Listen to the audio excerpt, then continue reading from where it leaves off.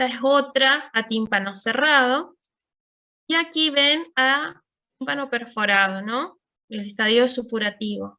Ustedes ven grande esta perforación, porque se ve con un microscopio. En realidad son perforaciones puntiformes. Son perforaciones que llegan a cerrarse a las 48 o 72 horas, entonces no termina de evacuar todo el contenido del oído medio. Es por ello que el paciente lo último que deja de percibir es la sensación de oído tapado. Es porque el tímpano se cierra y queda todavía contenido en el oído medio. Después se va reabsorbiendo. Van a ver en la otomicroscopía el tímpano completamente inflamado, engrosado, congestivo, la perforación y otorrea suele salir a través de la membrana en forma pulsátil. Esa es la característica de la otorrea, la otitis media aguda, que la diferencia de las otitis externas, en la cual la otorrea está adherida a las paredes, es una otorrea que está generalmente en grumos, no es pulsátil.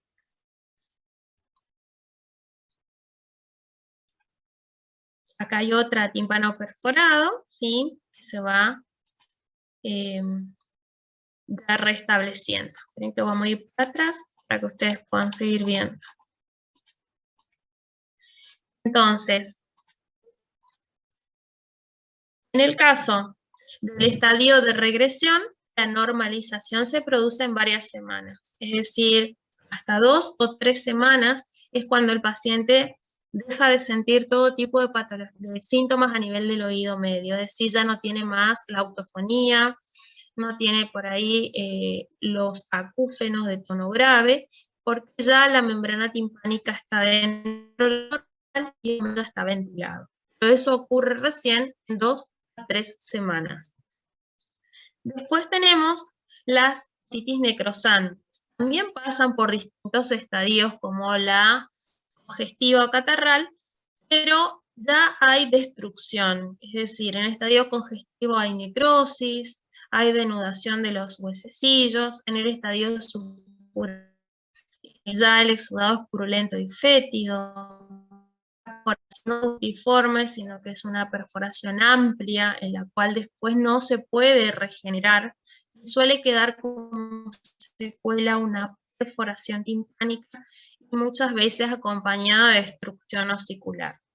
En este caso, el paciente debe ir a una cirugía reconstructiva o timpanoplastia. ¿Estamos? Eso en el caso de las otitis necrosantes. ¿Cuál es la clínica? El diagnóstico de las otitis medias son de diagnóstico clínico, es decir, los síntomas que le va a manifestar la mamá del paciente o el paciente, si es adulto, a observar con el otoscopio o el otomicroscopio. En el caso de la clínica va a tener fiebre alta, 39, 40, va a tener otodinia, la cual es pulsátil, va a tener hipoacusia de tipo conductiva, porque está con un componente inflamatorio de la membrana y con contenido del oído medio. Si pasamos al estadio de supuración abierta, esa otorrea generalmente es una otorrea purulenta, ¿sí? Si esa otorrea persiste por mucho tiempo, si es un niño que hace otitis a repetición y es un niño que tiene una otorrea de varios días, puede asociarse también a estrías de sangre por las granulaciones que se forman en el oído medio, y en algunos casos puede ser fétida. Sintomatologías concomitantes que puede tener: alteración del estado general, dolor en la región mastoidea sin llegar a complicarse con mastoiditis, vértigo y a veces fobia, molestia, sin llegar a ser una complicación. Estas son las otras fases, la misma que hemos visto. Miren acá cómo se ve el contenido purulento y cómo se ve también aquí. Son imágenes, ya les mostré. Esta es una secuela de una otitis necrosante, en el cual ven la gran perforación timpánica, con con escaso resto timpánico a su alrededor, la cadena se ve denudada, pero no desconectada, porque esta es la descendente del yunque, que se articula con el capitolio del estribo. Esto que ven acá a través de la perforación es el promontorio. Cuando hay una perforación amplia, puede llegar a la perforación algunas estructuras del oído medio.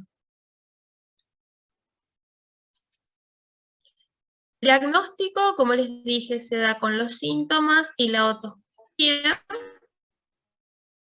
El diagnóstico diferencial lo vamos a hacer con la otitis externa, la meningitis bullosa, otopatías serosas, las otalgias. ¿Por qué con la otitis externa? Porque si nosotros tenemos un paciente que viene con otorrea de varios días de evolución, puede hacer esa otorrea una inflamación secundaria del conducto auditivo externo, generarme una otitis externa secundaria a la otitis media aguda. Por ello que ustedes deben colocar un espéculo de oído, tratar de limpiar ese conducto auditivo y tratar de ver en lo posible la membrana timpánica como está para poder enfocar el tratamiento del paciente. Y ver si esa otitis externa que tiene el paciente es primaria o secundaria a una otitis media aguda. Porque el antibiótico que vamos a indicar va a ser diferente, la conducta va a ser diferente. La meningitis bullosa se ven como ampollas hemáticas sobre la membrana timpánica, sobre el conducto auditivo. Generalmente también tiene un cuadro de vía aérea superior que comienza con todo el problema. Las serosas son las efusivas, antes se las denominaba otitis medias serosas, mucosas, hemosiderínicas, ahora se las engloba como otitis medias efusivas. Van a tener también derrame en el oído medio, va a tener membrana timpánica íntegra, no va a tener sintomatología inflamatoria, es decir, no va a tener fiebre, no va a tener mal estado general, no va a haber signos de congestión sobre la membrana timpánica, pero sí va a haber derrame. El paciente puede consultar por una hipoacusia o puede ser derivado de la escuela o del pediatra, o vienen los padres a la consulta porque el niño no escucha. Tenemos el derrame en el oído medio. La otalgia es lo que hemos hablado en la clase de semiología, que son patologías regionales que pueden manifestarse con otalgia refleja. Disfunción del ATM, manifestaciones cervicales, adenopatías, contracturas cervicales, cervicobraquialgias que le pueden dar también como una otalgia refleja, el carcinoma supraglótico de la laringe, los tumores de la hipofaringe y cavidad oral, pueden todos dar en un primer momento otalgia refleja, pero cuando ustedes miran los oídos, y sobre todo las causas odontógenas también pueden traer otalgia refleja.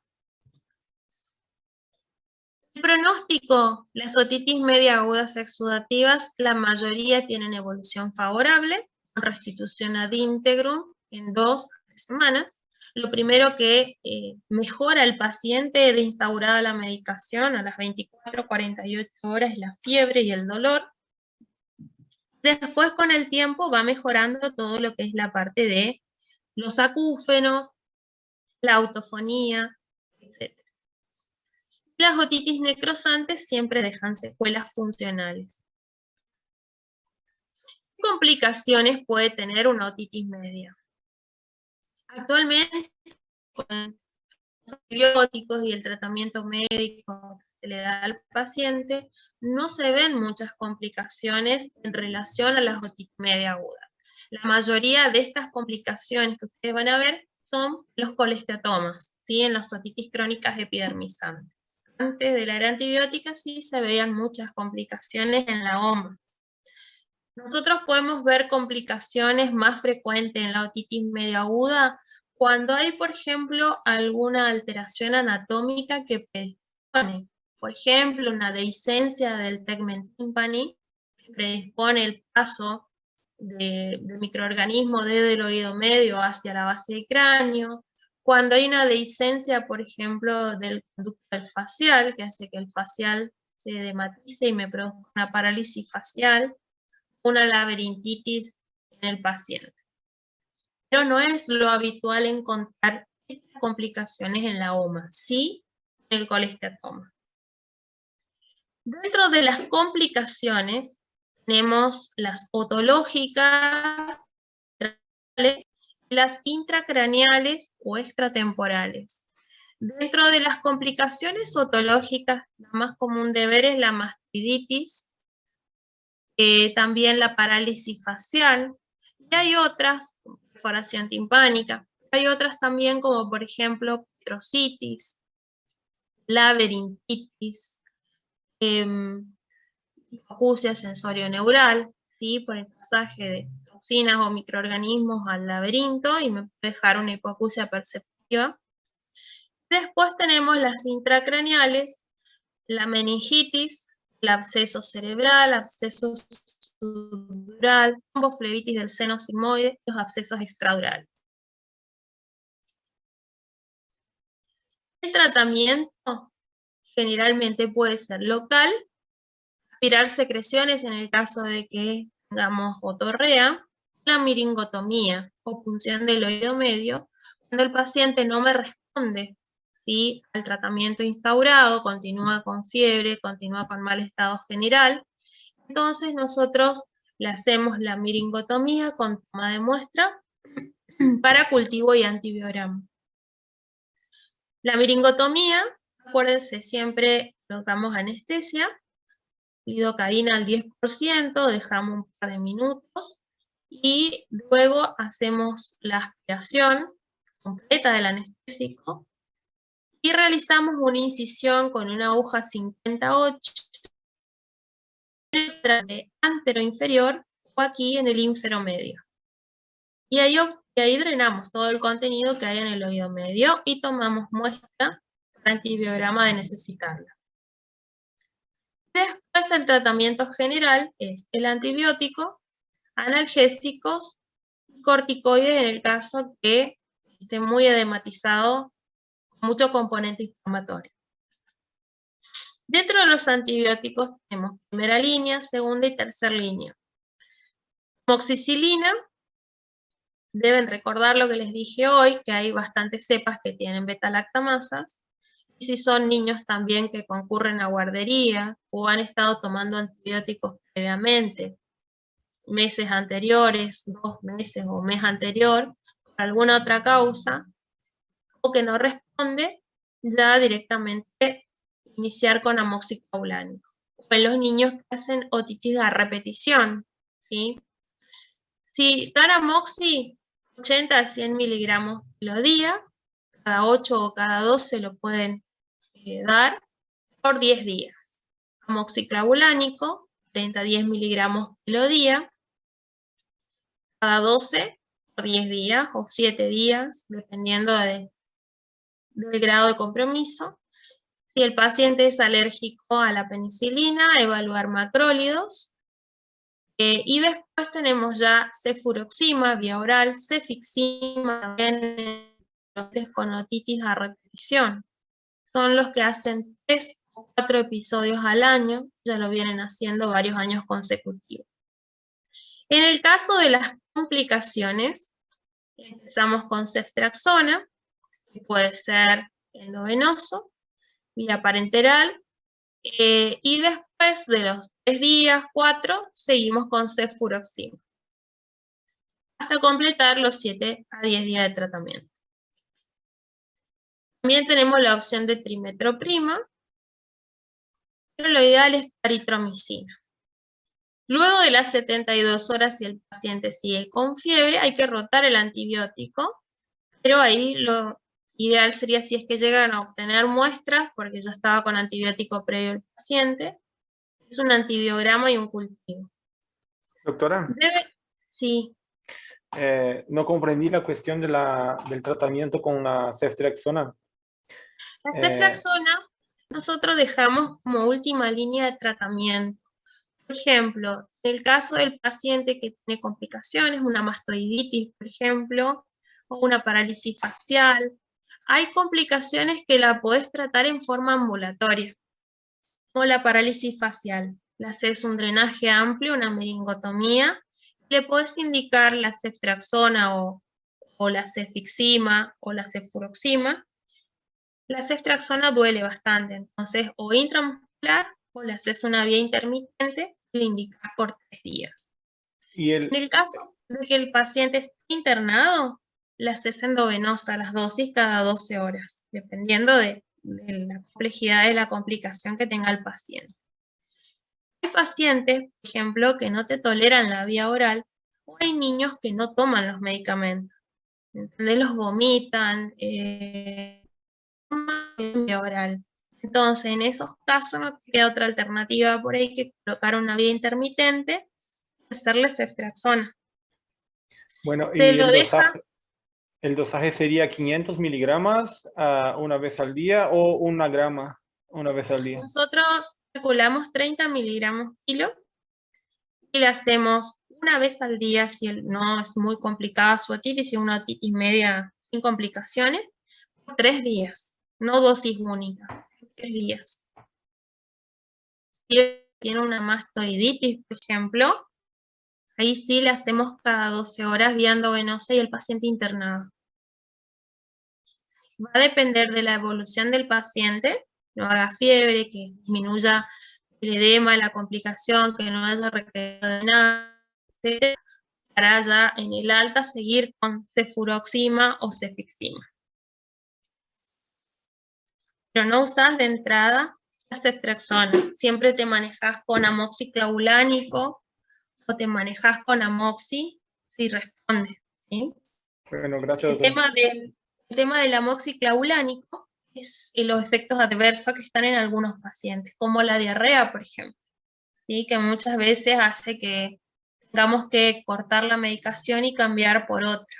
Entonces eso explicamos a los padres. Si el paciente tiene diarrea, vómitos o algún tipo de intolerancia gastrointestinal, el efecto adverso más común del amoxiclavulánico. Que nos avise, pero que no corte la medicación hasta está resuelto el problema. Doutora, ¿Sí? antibiótico tópico o en gota no tiene efecto en este caso. Sí, si nosotros tenemos un tímpano perforado, le damos gotas locales.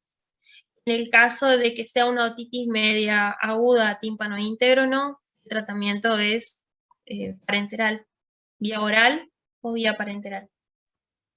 ¿Y se puede diferenciar una bacteriana de una viral solamente por la visualización del conducto o cómo se hace? Sí, a veces si es viral, generalmente no tenés un derrame mucopurulento, tenés un derrame efusivo. El tema es que, por ejemplo, en los análisis que se han hecho también de los derrames serosos y efusivos, se han visto también proteínas de bacteria o rastros de bacteria. Entonces, dentro del esquema que vas a ver ahora también de las otitis efusiva, generalmente está también el antibiótico. El que es viral siempre, que tratamos no dar antibióticos, y el tratamiento local, corticoides, antiinflamatorios, es la meningitis bullosa. Ahí tratamos de manejarlo de viral nada más, ¿viste? Y vemos y vamos controlando si se sobreinfecta o hay un derrame en oído medio, ahí agregamos el antibiótico.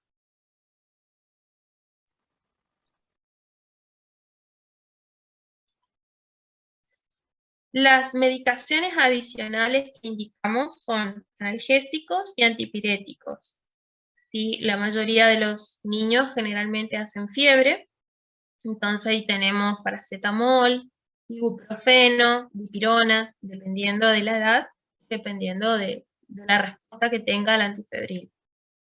Y corticoides, cuando hay mucho edema, mucho dolor, generalmente le damos entre 72 horas, 5 días de corticoides en dosis decreciente. Podemos optar por la betametasona en dosis de 1 a 2 gotas por kilo cada 8 horas, o prednisona 1 miligramo kilo día. O si es un adulto, le damos la opción de dar los corticoides vía oral, dosis decreciente, un corticoide de depósito y se olvida.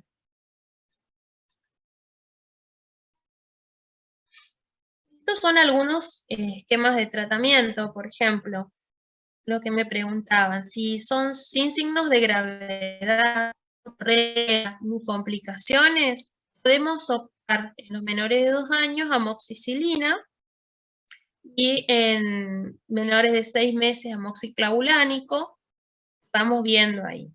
O las alternativas, los alérgicos, la acitro o la claritromicina.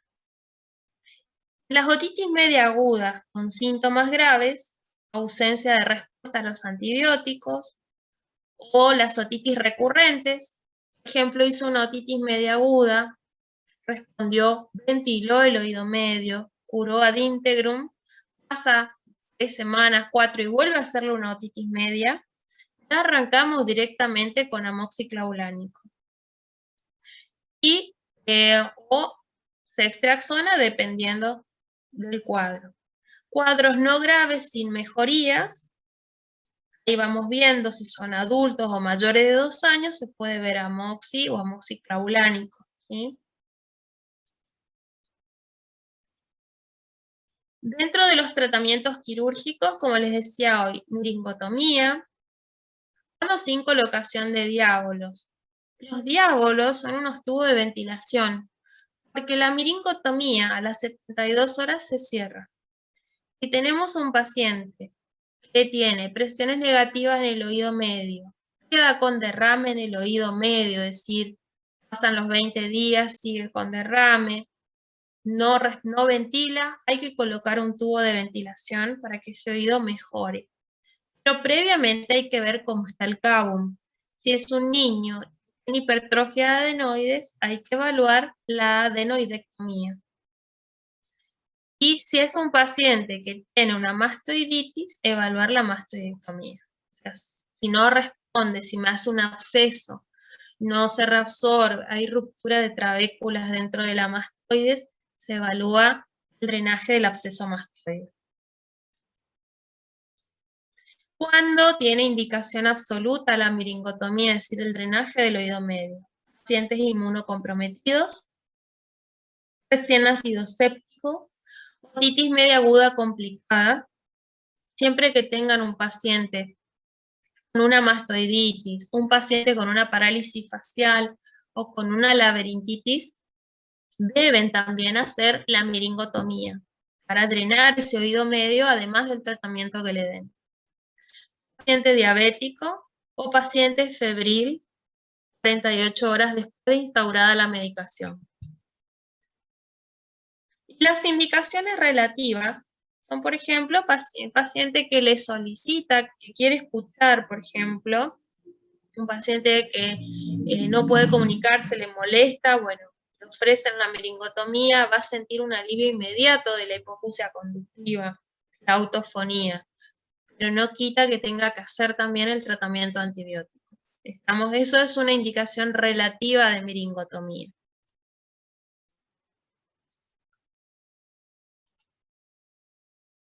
Esto es un diábolo,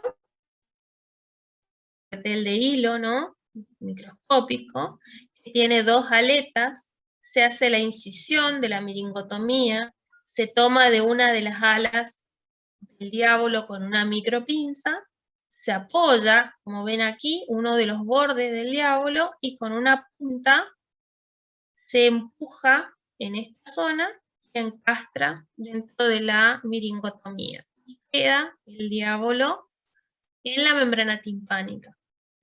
Cuando el paciente tiene este diábolo, no debe mojar el oído, porque es una puerta de entrada al oído medio. No puede hacer natación, cuando se baña tiene que tapar los oídos, porque puede supurar si entra agua. Y al supurar puede granular alrededor del diábolo y extruir el diábolo antes de tiempo o quedar una perforación. Entonces debe tener y los recaudos de no mojar el oído, ¿sí? El diábolo se coloca cuando no me responde la ventilación del oído medio y persiste el derrame a pesar de varios intentos o esquemas de tratamiento. Esto es un diábolo que se extruyó por una supuración, un diábolo colocado. Bueno, en 3 a 4 semanas, el 40% puede tener líquido en el oído medio. Y a los 3 meses, menos del 10%. Es decir, ¿cómo son los controles de las otitis? Le controlan a los 10 días, 15 días la respuesta. Si quedó derrame, lo controlan a los 20, 30 días. La mayoría resuelve, antes de los 20 días ya empieza la resolución y está ventilado el oído medio. Si persiste con derrame, se puede esperar unos 15 días más o indicar betametasona o corticoides para ayudar a disminuir el edema y ayudar al drenaje del oído medio. Si en 3 meses persiste el derrame, ya se debe tomar una conducta como una otitis efusiva que vamos a ver después, ¿sí? Entre eso está la opción de hacer una punción sin colocación de tubo o ya la colocación del tubo de drenaje. Bueno, esto es más o menos el seguimiento. Esto está en el diamante. Ustedes hacen el diagnóstico, indican el esquema. Si a las 24 o 48 horas el paciente responde, está ya sin fiebre, mejor estado general, continúan con su antibiótico por 10 días. Nosotros tenemos 2 tipos de cura. Siempre el oído debe ventilar. Y esa es la curación otomicroscópica. Sentirse bien, no tener más dolor, no tener síntomas, pero persiste un derrame en el oído medio. El derrame, si queda, puede sobreinfectarse y hacer una nueva OMA, o puede evolucionar a una efusiva. Entonces sí o sí debemos controlar que ese oído medio ventile. Si tiene su curación otomicroscópica, se le da el alta al paciente. Si a los 10 días persiste con derrame, se lo controla al mes. Si es negativo, ya se otorga el alta. Y si sigue con derrame, se toma una conducta como una efusiva. Si a las 48 horas sigue con fiebre y se encuentra mal el paciente, deben rotar el antibiótico, dar un poco más fuerte el antibiótico y evaluar la meningotomía.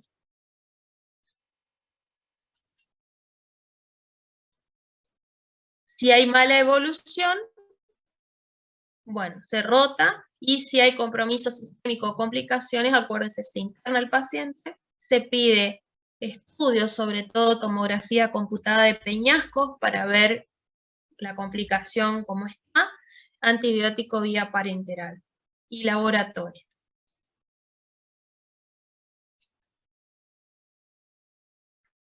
¿Hasta acá van bien? ¿Entendieron hasta aquí? Bueno, pasamos a otitis media recurrente. La otitis media recurrente es la presencia de episodios repetidos de otitis media aguda. 3 episodios en 6 meses o en los últimos 12 meses. Son niños menores de 3 años. Y esto les tiene que diferenciar de la cura el oído medio, ventila el oído medio y vuelve a hacer queda un derrame. O sea, tiene una cura clínica otomicroscópica, pero pasa un tiempo y hace otra otitis media aguda. Debemos descartar factores ahí, sobre todo pedir una placa de Cowan, más porque son niños pequeños y pueden tener adenoides. Se debe evaluar la inmunidad y se debe ver la función velopalatina.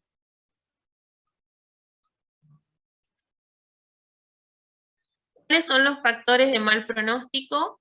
Inicio de otitis media ante los 6 meses o año de vida, otitis recurrentes, familiares de primer grado con complicaciones otológicas por enfermedades inflamatorias, otitis media aguda, persistente.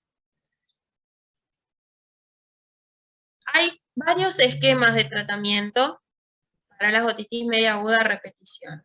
Miren una que es profilaxis antibiótica, es decir, dar antibióticos por 2 a 6 meses en dosis subterapéutica, que tiene sus efectos adversos, resistencia a los antibióticos, diarrea, etc. Y en el momento que el paciente hace la OMA, aumentan la dosis terapéutica.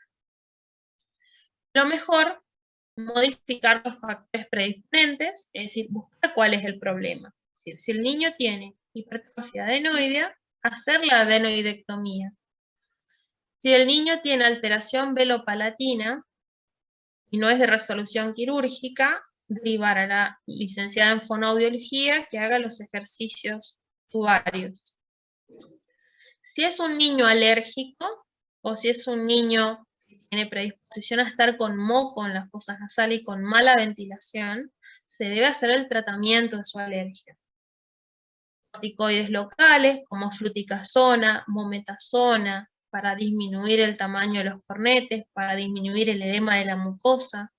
Dar antihistamínicos o tratamientos antialérgicos en el momento en que el paciente esté con su crisis atópica. Generalmente hacemos preventivos con montelukast, levocetiricina, es decir, algún tratamiento antialérgico que se pueda dar por tratamiento prolongado y que me permita que el niño tenga una buena ventilación y de esta manera no me genere problemas a nivel del oído medio. Acuérdense que si tiene insuficiencia ventilatoria o si tiene mala ventilación o mocos, va a predisponer a la aspiración de secreciones al oído medio. Entonces, lo ideal siempre es tratar los factores que son los que me van a desencadenar las otitis a repetición. Esa es la idea del tratamiento. Y también se suele dar vacunas orales para reforzar la inmunidad del paciente. Entre esos tienen, por ejemplo, el de antígenos bacterianos que se van dando vía oral para que el paciente produzca inmunoglobulina. Tienen distintas marcas Vacunase o Munal que se prueba para darle al paciente. Bueno, a ver, creo que termino. Doctora, ¿hay alguna necesidad de fijación del tubo de ventilación o todavía no? ¿Como fijación? Sí, una fijación en el tímpano o todavía solamente se pone diábolo, ¿puede ser? Ah, vos decís ya de entrada colocar un diábolo o hacer un drenaje nada más. No, cuando se hace el procedimiento de drenaje y se opta por mantener el túbulo, ¿hay necesidad de hacer una fijación o todavía no, solamente el tubo queda? El tubo queda porque vos le haces una punción en el oído y debe ser una punción no muy grande calculando el diámetro del tubo. Ahora vamos a ver en las efusivas que hay distintos tubos de ventilación. Lo más común de usar es el diábolo, cuando tenés una buena cámara aérea, cuando tenés una membrana timpánica que no está dimérica, que tenés todas las características anatómicas como para que te permita la colocación del tubo. El tubo queda bien si no lo empujas adentro del oído medio, o si no queda muy grande la miringotomía, no te sale el tubo. El tubo te queda entre 6 meses al año si cuida el oído del paciente. Después solo extruye el tubo cuando ya el oído medio tiene aire, ya no lo necesita, o lo sacamos la aleta, ¿viste? Lo agarras con una micropinza y lo extraes. Ahora, cuando tenés un oído bimérico, cuando tenés un oído atelectasiado, como vamos a ver ahora algunos casos, o esos oídos en que extruye el tubo y sigue con el problema como los fisurados, alveolo palatino, tenés que colocar otros tipos de tubos. Y ahí tenés, por ejemplo, los tubos en T. Es un tubo que se divide con 2 patitas para que quede más tiempo en el oído medio. Pero no se hace puntos, no se pega con nada. Ellos quedan anclados en la membrana timpánica. Bueno, gracias. Y después hay otras técnicas, tubos hipotimpánicos que se levantan colgajos, dependiendo de la causa del derrame o de la causa del problema. Los pacientes que más problemas traen en el oído medio, que es muy difícil el tratamiento, son los fisurados alveolo palatino por la gran disfunción tubaria que tienen. Entonces, siempre están con problemas en el oído, los que generalmente van al colesteatoma. Bueno. Vamos a seguir con otitis media efusiva o adhesiva. Acá ya generalmente pasamos a las patologías crónicas del oído medio y van a ver en las efusivas que muchas veces son agudas, es decir, que duran 2, 3 semanas y se reabsorben, otras veces están varias semanas y otras pasan a la cronicidad. La otitis media por efusión es la acumulación de líquido en el oído medio con tímpano íntegro. No tiene signos inflamatorios ni síntomas de inflamación aguda, es decir, van a ver que el oído no está congestivo, el paciente no tiene fiebre, no tiene mal estado general. Como les dije, puede ser aguda, subaguda, crónica la evolución de las otitis efusivas. Una otitis media efusiva aguda lo van a ver, por ejemplo, el paciente que tiene un cuadro respiratorio, una rinosinusitis, una rinitis importante, y viene que se le tapó el oído. Le miran y van a encontrar un derrame efusivo transparente o burbujas de moco dentro del oído medio. Indican el tratamiento y el paciente resuelve su problema en 3-4 semanas. Eso es una otitis efusiva aguda. La subaguda ya es aquella que, pasado el mes, persiste el derrame, le tienen que hacer un drenaje para poder ventilar, y muchas veces hay que hacer 2 esquemas de tratamiento y está ahí 2 meses con el derrame. Las crónicas ya es cuando persiste el derrame efusivo más allá de los 3 meses. Y le hicieron varios esquemas de tratamiento y el derrame persiste. Entonces, ese es el paciente que generalmente va a ir a la colocación de diábolos. O es el niño, por ejemplo, que tiene adenoides y que por más de que le hagan los esquemas de tratamiento, le hagan los esquemas de corticoides, antibióticos, puff nasal, antialérgico, sigue el derrame. Entonces ese niño tiene ya una otitis efusiva crónica. La mayor incidencia se da en niños menores de 4 años. El 70% de las otitis efusivas